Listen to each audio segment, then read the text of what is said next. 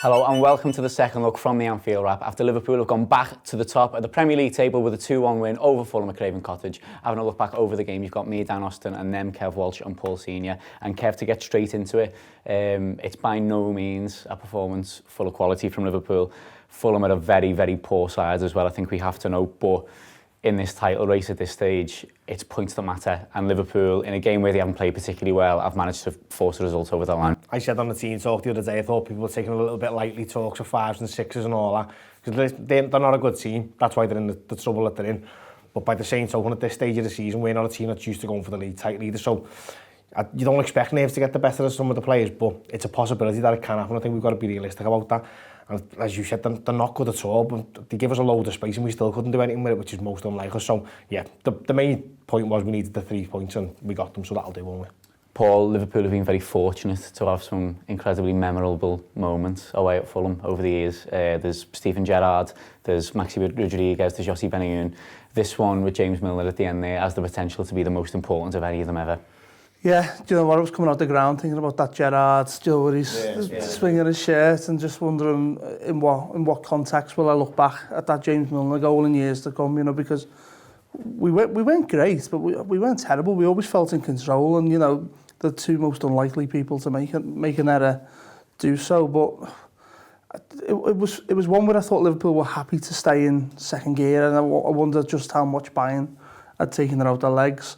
But I think just all in all in that one, it wasn't a vintage performance, but I only cared about the 3 points. I think anyone only cares about the 3 points really, and they found a way to get it. And well, yeah, it was intense in the ground. There was a bit where my head was going in that. What is it, about 9 minutes in between their goal and ours? And honestly, I was starting to get a little bit emotional going. Don't do this to me. I've done too much of this season. You can't do this at Craven Cottage. You can't. Kev, I think it's important to note, as Paul says, that although we end the game, or proceeding to Milner's penalty anyway, we end the game where we're all really nervous and we're thinking, God, just get any kind of goal here and get out. And you feel quite fortunate to get that result in the end.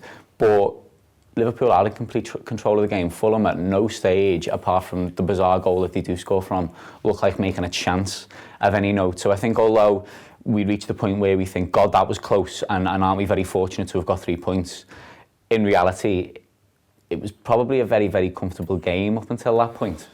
I think it sort of was, but what I'd say is, prior to them scoring, and just before we made our substitutions, I thought they'd come back into the game a little bit. They didn't create a lot, because they're not a good team. But by the same token, I thought we lost control of it then. And at 1-0, you can't really afford to lose control at any point. It's fine to say, okay, we've conserved our energy and we played the game that we needed to play on account of the fact that we've just played in Bayern Munich on Wednesday with pretty much the same team. But going forward, where we normally look like we can score for fun, it looked like it was going to be hard grafted. And there was none of normal clinical finishing we had. I think first half, we looked a bit more like that. But second half, it was different. Like I'm not saying Fulham sorted themselves out. It was almost like there was a fixture. I think it was the derby. Actually, Neil was saying we were getting worse with every 5 minutes, and it did seem to be that. You know, things were getting sloppier. You could see the frustration in Salah in particular. Things weren't coming off, but we were still sort of finding a way to get through. But we just didn't really look like we were going to score. Where I thought that in period to the first half, I thought we looked menacing, and for about 5 or 10 minutes after the first goal, I thought we could have opened them up again. You know, Liverpool were just getting the rhythm a little bit. But then second half, it was completely different. So that was almost the reverse, you know. And then Fulham get their goal, and that's a massive wake-up call. And I do think we respond reasonably well. Paul has mentioned the first goal there, Kev. We'll go over the 3 of them in order here. It's a lovely little goal. It's one of those ones that I think we'll quite easily forget about. Like by the time we play Tottenham Hotspur and we go on and play more matches after that, no one's going to remember this goal because it's just one that gives you the lead against Fulham, and it's not a piece of individual brilliance or something like that that's so memorable. But the little layoffs, the touches, the movement from Sadio Mané to get in the box and score, by the time he gets there, what is a very simple finish because the hard work's been done in advance. Yeah. It's a great goal, and you're left wondering afterwards, can't you just do more of that? Yeah, just do that again. Yeah. It's dead easy. Now, but that's what happens when you've got players of the quality that we've got. Of Mané, who's on fire at the moment, and lucky enough he's covering for Salah really because of his lack of goals. But Firmino's the one for me. I love him. He's my favourite player. I think he's our most intelligent player. He's probably our most important player. And his movements, as Mané's coming down the wing with the ball, his movements to cross him basically, to get the ball, and then to just, it's total calmness. He's got no worries in his head. He's 2 or 3 yards from goal himself, but he knows, just lay it back to Mané and it's going to be a goal. That's what you get when you get the quality of them players of that quality in your side. You've always got that in you to do it. So I think that's why we often do feel, don't worry, it is going to come, it is going to come. Do you know what, I've seen some of the coverage back last night after I got in from the game, and I was seeing someone saying about Firmino's pass like it was just a hopeful pass back into an area. It's like, what a load of absolute nonsense. It was brilliant. I mean, the link-up play for Mané is fantastic. For him not to just be the pass before the pass, to be the guy who's got on to the end of that finish. Truly brilliant play. And it's the sort of stuff that you would have got from Salah last year, but it's good that we've got, we're fortunate enough to have 3 of them where, if one's not firing on the day, then the other one comes through, and Mané's been doing it now for weeks, hasn't he? That's the difference now with this title challenge, you'd say, because 2013-14, although Sturridge played really well in that season, he was excellent. The main man was Suarez, and when Suarez didn't play, Liverpool never really played. So the Chelsea game, where obviously 3 games to only end of the season, Suarez didn't really, the whole game was mad, but he didn't really turn up. So we didn't get the win we needed there. I think now we're very much, well, we're definitely not a one-man team, are we? We've got probably, I said to someone yesterday, it feels like we've got 10 names that are all the first name on the team sheet, if you know what I mean. So the goalkeeper, the defence, even the midfield, to an extent now, I feel like it's settled itself into, it's basically there's one spare space, because if they're fit, it's Fabinho and Wijnaldum with AN other, isn't it? And the front 3 pick themselves. So I think hopefully going the last 7 games of the season, that's what's going to carry us through, that quality of team. We almost had like a solid 8, didn't we, where you go, it's the back 5, the front 3, and then what is it? But no, I agree with you. I think that's almost become a 10 now, where it's Lallana yesterday for certain opposition. It could be Milner, it could be Henderson, whatever. But no, the side's really taken shape, and I think that'll be what is the basis of the running. Games where you really expected to be on top, like yesterday, it could be Lallana. Home games with a bit more graft, Henderson. Well, yeah, it's. I just hope we can keep them all fresh. Yeah. Kev, their goal is absolutely bizarre. It comes from, Paul mentioned errors from 2 players, but I would call it 3. And not only is it errors from 3 players, but it's probably the 3 most reliable ones that Liverpool have got in their entire squad. So it's very strange that they all drop a bollock at exactly the same time. I think what's important about it is, first and foremost, they all dust themselves back off afterwards and contribute to Liverpool getting an extra goal and not panicking and not maybe just having to settle for a bit of a draw, because that game can easily go mad from that point. Fulham can get up, the crowd can be with them.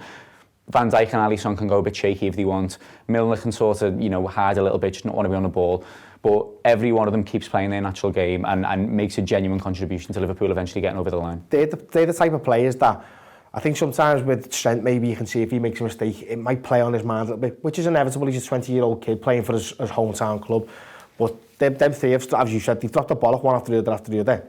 And then from kick-off, it's straight away forgotten about, and we just start again. It's another sign of the quality in the team. What I'd say is, maybe stop bringing Milner on as a substitute, because he was terrible against Everton and he done that against Fulham, but fair play to him. He stepped up to take that penalty, and I know he scores. Is there? Well, that's it. But he doesn't just take it.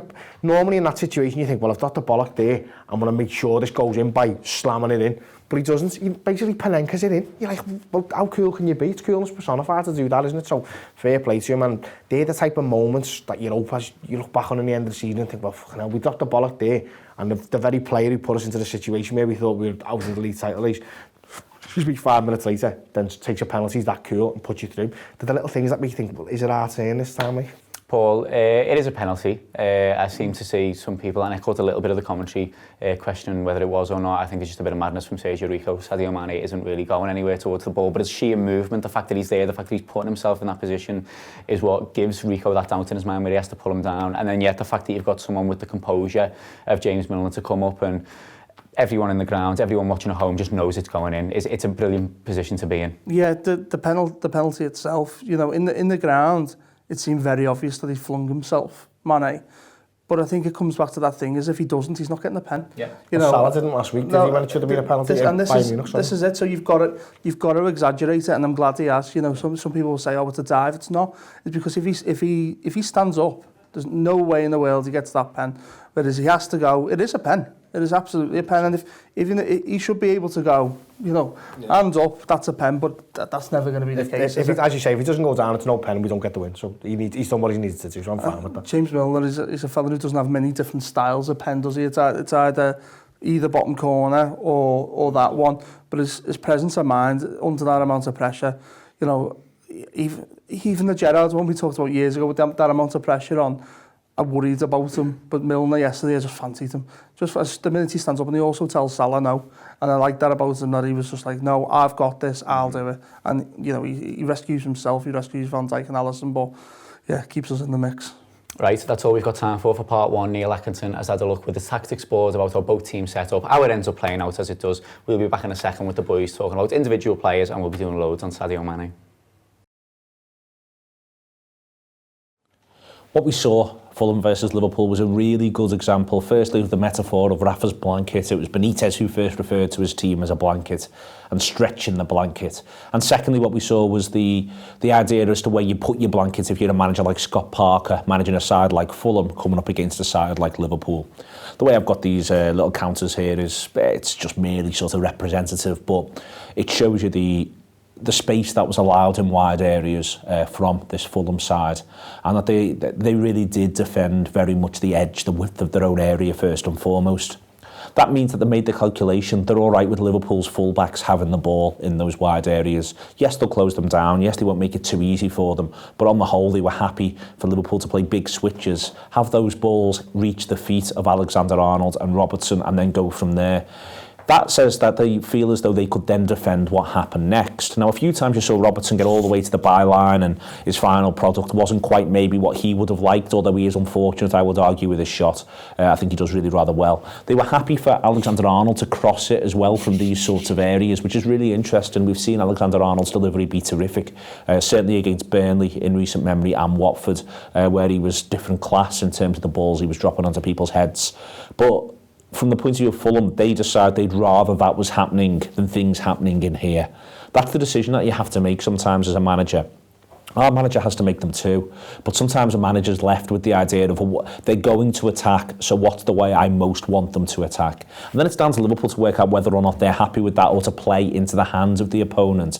I think it's a strange game to look back on. It was a game in about 4 or 5 different phases, not dissimilar to the weather itself during the match, but it was a game where at times it felt like Fulham were in crisis. They were defending last ditch, or just a bit before last ditch. They were panicked and they were harried, and yet Liverpool didn't have that many clear-cut opportunities. The expected goals has Liverpool at about 2.2, which in an afternoon where they scored one of the goals from a penalty is actually reasonably low for this Liverpool side. They weren't carving Fulham open, and yet Fulham were defending as though it was all a bit last ditch in key moments in there. They were masked back. They couldn't really get out until he makes the change to bring Sessegnon on and go to more of a 4-4-2 where Babel comes over here, Seri goes over there. That's Kearney in my mind anyway, don't worry about that. And they do a little bit of this, and that stopped Liverpool playing through the fullbacks on both sides a bit more. That did stop that flow happening from a Liverpool point of view.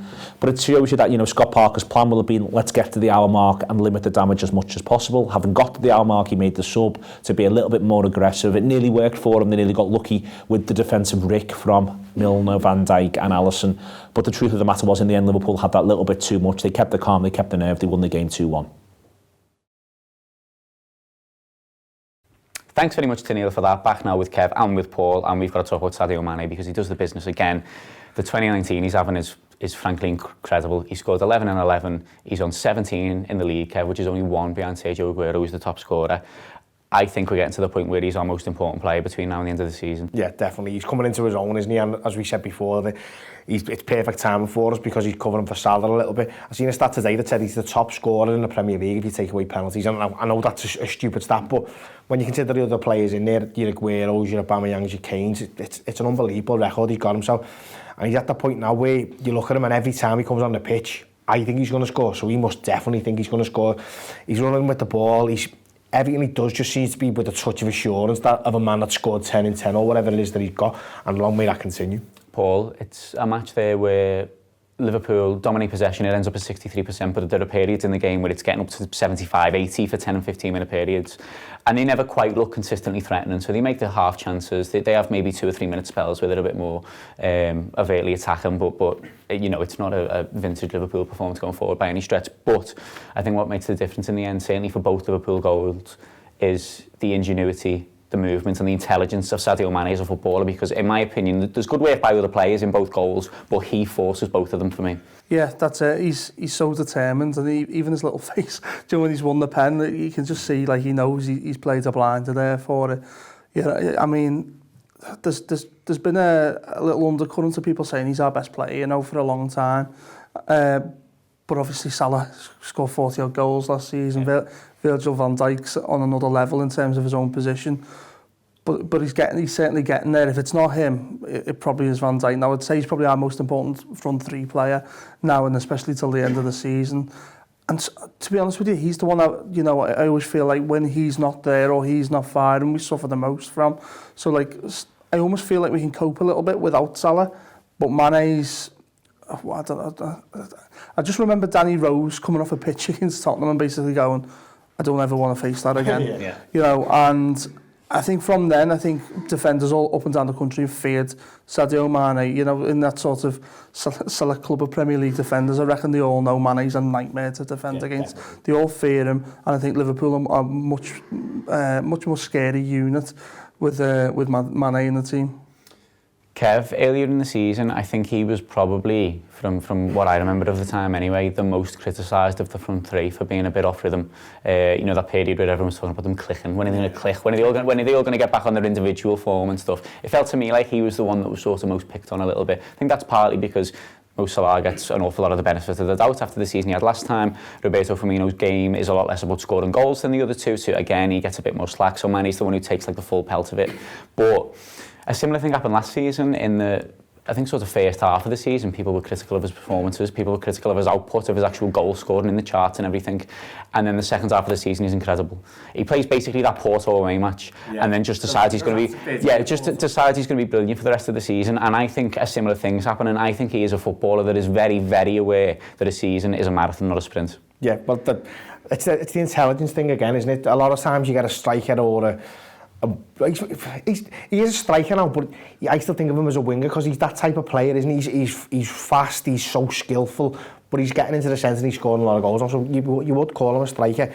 I think a lot of times with players like that, you feel they're not necessarily the most intelligent player on the pitch. They might be the best, but they're not necessarily game intelligence, where I feel like he's definitely got that. And I can definitely see him being one of these ones who, as you say, conditioned himself to think, well, the running could involve 10 games where we need to win 10 out of 10, and we do, to win a League and European Cup double. Now that's very much on now, and we need a player who's going to score probably 10 goals in that stage. And if you want to pick any of our team now, it'd be Sadio Mané. I'd say he's more likely to do that. He got 20 in all comps last season, didn't he? And he's on 20 now in all comps.